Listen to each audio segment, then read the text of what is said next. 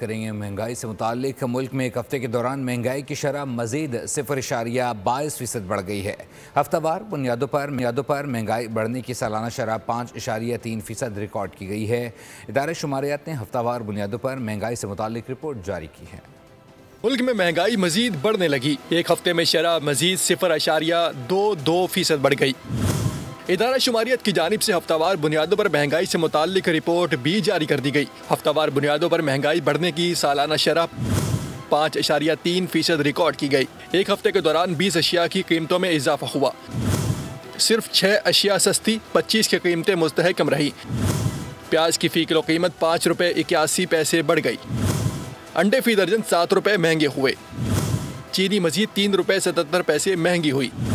लहसुन फ़ी किलो 3 रुपये 84 पैसे महंगा हुआ। मटन, ताज़ा दूध, दाल मसूर, बच्चों का दूध भी महंगी होने वाली अशिया में शामिल है। सब्सक्राइब करें और बेल दबाएं ताकि कोई खबर रह न जाए।